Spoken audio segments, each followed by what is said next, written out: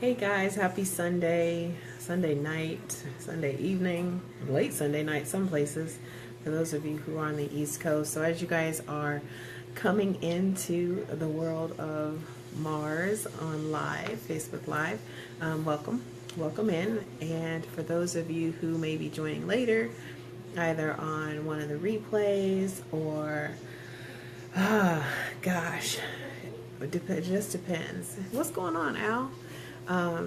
So welcome. Make sure you guys share this out if you're on here live, and if you're catching on the replay, I thank you for making that investment. As many of you know, we've been talking about crucial conversations, how to have them, and we've been talking about that all week. And so today is day 7. It's time to land the plane on this subject matter. So share this out. For those of you who may be joining for the first time, you maybe don't know me or you don't know what I do exactly. Let me make sure that I'm trying to be very diligent this year about sharing that information. So my name is Marcy Batiste. I'm a public speaker, I'm an author, I'm a coach, and I'm committed to truly helping other women shine. And 2018 is all about raising the bar in this amazing community of 1,000 women that we are leading through transformation and change this year. And, you know, my goal is for them, every single one of them, to not only discover their star power, but to truly embrace it and embrace the opportunity to let their light shine, because there are so many gifts and talents that they have for the world to see, and oftentimes they're hidden behind past fears, flaws, and failures that just haven't been addressed. And so what I do and what I specialize in is curing that emotional bankruptcy, truly helping my clients figure out what happiness looks like for them, and optimizing their time and emotional investments and so forth, so they get the biggest return. And the thing that I love the most about what I do, and like for my Raising the Bar coaching program, the ladies have just finished up their very first week of that coaching program. And you know, one of the things I always tell the ladies is that in any of my programs, we're always going to work with the whole woman. And so we work through a lot of personal stuff in order to get to the business stuff for my ladies who are entrepreneurs and new business owners.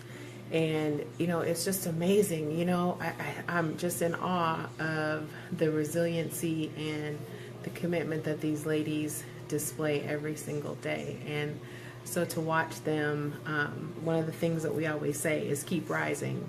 And so to watch them keep rising, and watch them now being able, as we build this community of 1,000 women, being able to start leaning on one another, because each one of them, like I said, comes to the table with various gifts and talents. And so now they're able to start building that community amongst themselves, and doing some support and some accountability and things like that. And so it's just been a phenomenal week. It's been absolutely a phenomenal week. So I'm glad you guys joined me in. I also have a company called Bankable Success Advisors, which specializes, it's a leading recovery solutions provider. So I work with businesses on domestic and workplace violence and business contingency. And then on the personal side, that's my passion, my ladies, their star power, and then domestic violence awareness and education. So that's who I am in a nutshell. And like I said, what we're doing is 30 books in 30 weeks. So every single week I pick a new personal development book that I feel is going to and has been a game changer. And so right now I'm still rating my own personal development library, and I'm sharing from books that I used on my own healing journey when I lost 200 pounds, and when I recovered from domestic violence, and when I dealt with a whole lot of self-esteem issues and daddyless daughter issues and a whole bunch of other things.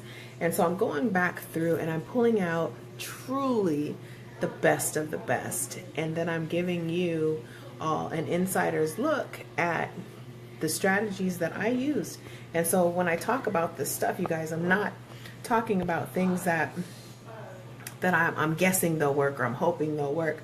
I'm telling you, I was my very first client. So these strategies work 100% of the time, as long as you're committed to working the strategies. And so, like I said, crucial conversations was a big one, because we talk we struggle so oftentimes to have the conversations that we need to have, or we don't have them because they're uncomfortable or awkward.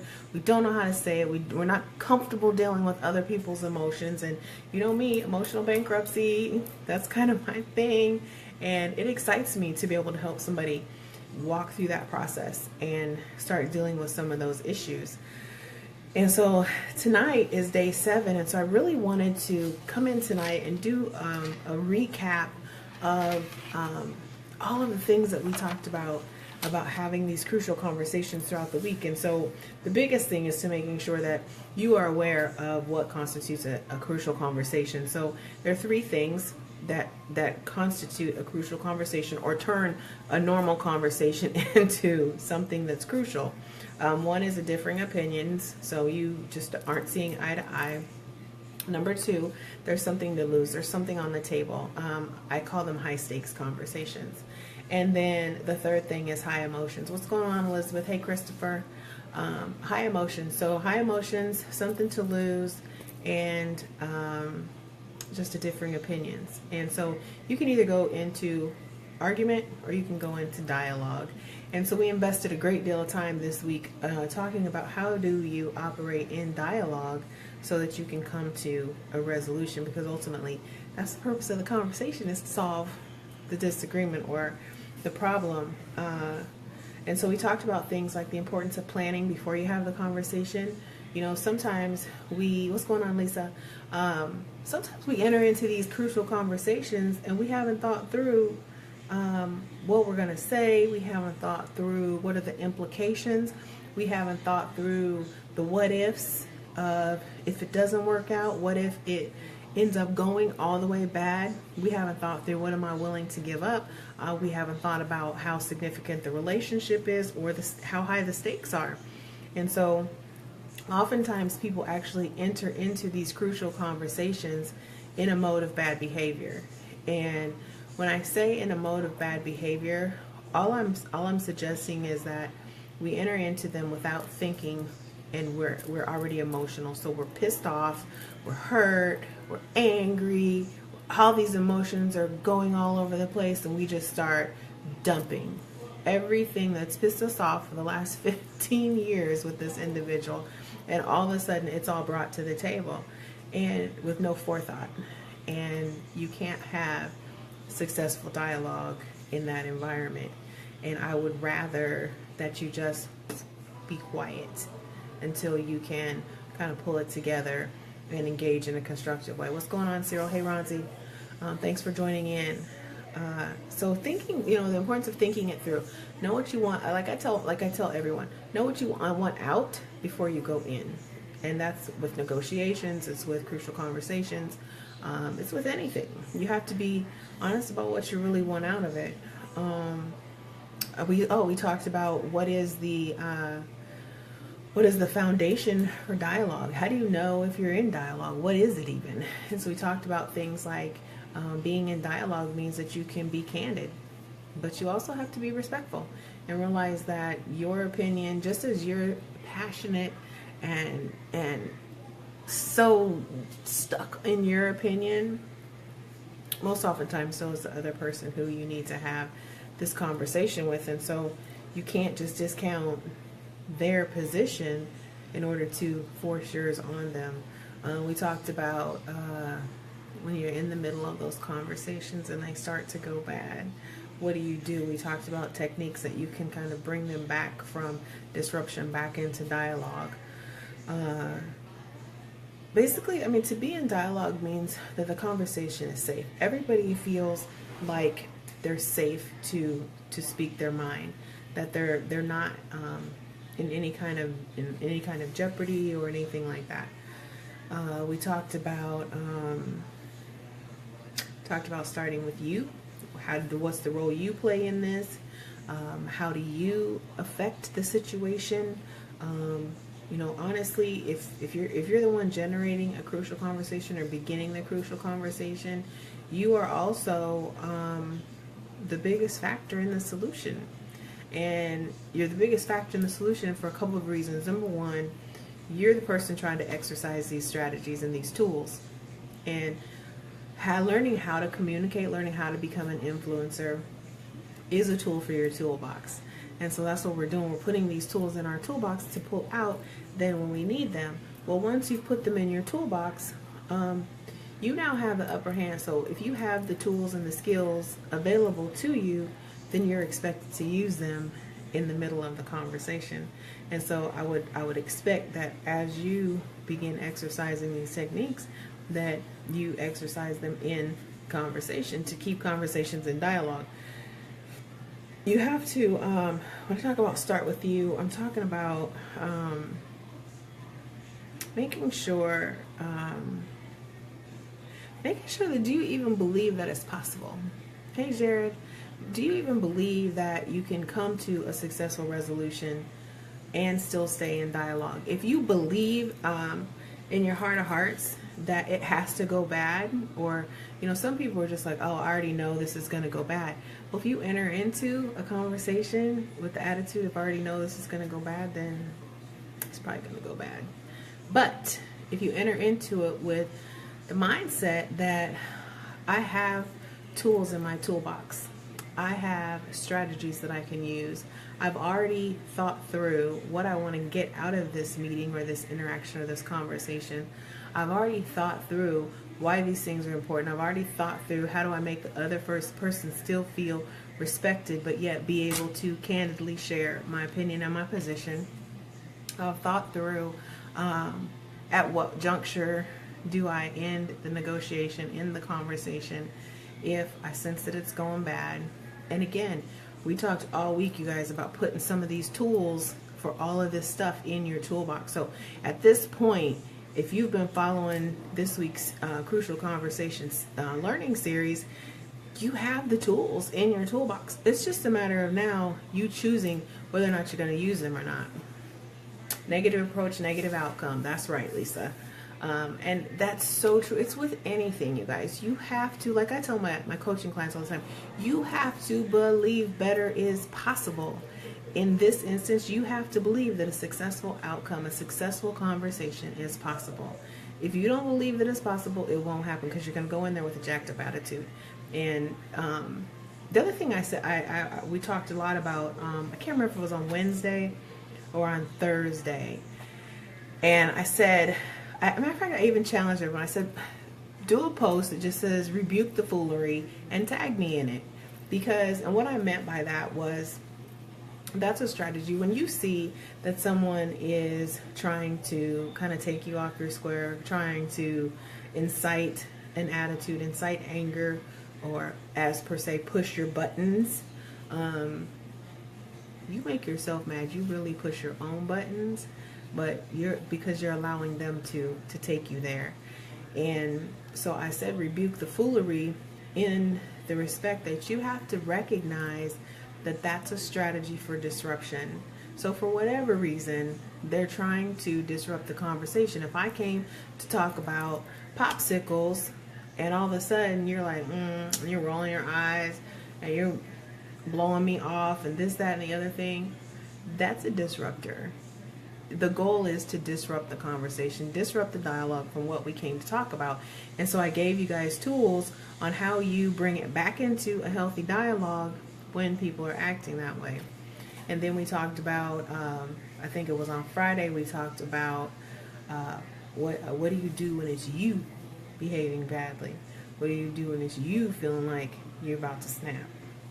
And so I gave you tools for that as well, and how to stay in that dialogue. And one of the tools that we talked at length about, when it's you you're supposed to be the leader of this conversation. You're the one with the toolbox. You're the one that's supposed to know kind of how to stay in dialogue. So when they try that and you allow them, because I said, don't nobody make you bad but you. And that's based on how you think about the situation. So when they do that, I always say you have to step out of the content to get back to the intent, if that makes sense. And so the example that we use is somebody rolls their eyes at you in the middle of this crucial conversation, and if you stop for a moment and take your conversation away from the popsicles, which is what we came here to talk about.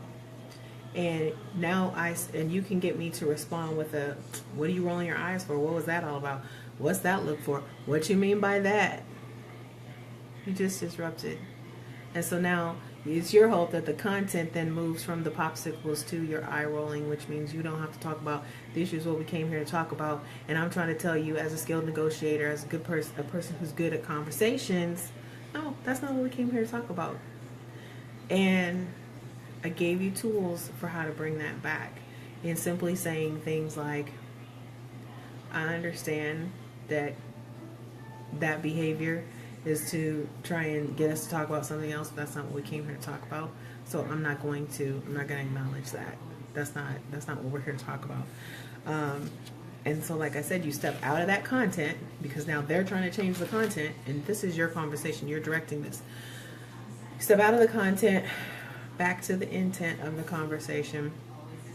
And then the final step, like I said, we're landing this plane, is to make it actionable, because you can have all the conversations in the world, you guys, but if you don't move them from conversation to action, it's pointless.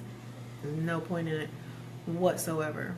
So ultimately, you want resolution. You've thought through, like, what do I want to get out of this? How do I want to feel afterwards? And so there's a couple things that you have to do. Once you come to some sort of an agreement, or even sometimes it's an agreement to disagree in some areas, but decide who's going to be responsible for what, set a time frame, and then follow up, circle back to it. Don't just let it fall to the wayside. And if at the end of the conversation you agree that either party is going to do X or Y, and they don't, that's a violation. And you need to recognize that, and you need to address that as such. You have to follow up. You have to hold people accountable for doing what they say they're going to do. If you don't, you guys have heard, those of you who follow me all the time know I say this all the time. We teach people how to be in relation with us. Every single day, every single moment, every interaction, you're teaching someone how to be engaged with you and how to interact with you. And if you go through all of the steps to have this crucial conversation, the two of you come up with what a solution is going to be, and you're good for, like, you know, this is agreeable to me, I feel like this is a good outcome for me. And then you let them off the hook to not be accountable for their part of it. Guess what? Guess what you just taught them? You taught them how to be in relation with you. And what you taught them was that to be in relation with you does not require honor. It does not require integrity. And then that's the kind of relationship that you end up having with that individual. They learn they don't have to be honorable and integrous in their dealings with you.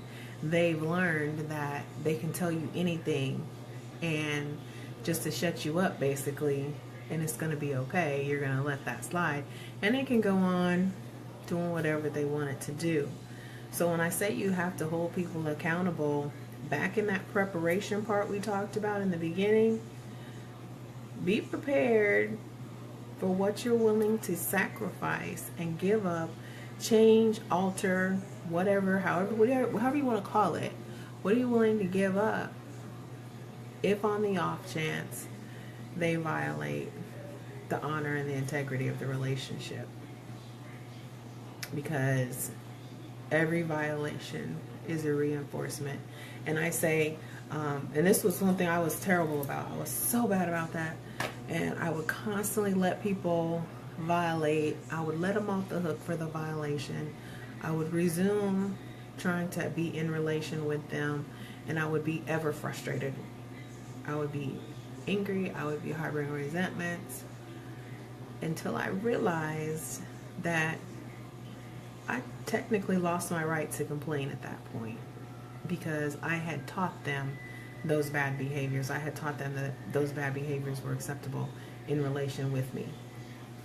Once you teach them differently and they see that you're serious, and that they see that if you come to a resolution and an action plan that they're going to be held accountable for that, they suddenly either become accountable or they're no longer part of the equation. That's how I operate. So I hope this helps. Crucial Conversations is the name of the book. Tools for Talking When the Stakes Are High. This is what the book looks like. If you have questions about this book, I think you can go out. I know you can order it on Amazon. If you have questions as you're reading through it, I was trained on these principles several years ago, back in corporate when I was doing executive management. So I know the strategies well. I know the tools work, and I've employed them in my life, and I wouldn't change a thing. But they are something that you have to practice. So it's not always second nature, but the more you practice it, the more you exercise these techniques, then the more natural they become. Because at the end of the day, what you want is that muscle memory to kick in when you're faced with a crucial conversation. Hey Raymond, you want that to kick up. What's going on, Dion? Thanks for joining in, guys. I'm just wrapping up this week's Crucial Conversation. So, that's what we want, is for these tools to be readily available, ready to be put into action at a moment's notice as soon as necessary. So practice when it doesn't really matter. And if you have questions, hit me up. Inbox is open 24 hours a day.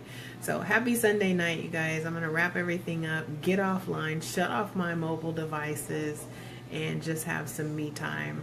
And maybe a warm bath. I think that sounds amazing, with candles and maybe even a glass of wine. So have a great night, you guys. We'll be back. Oh, next week.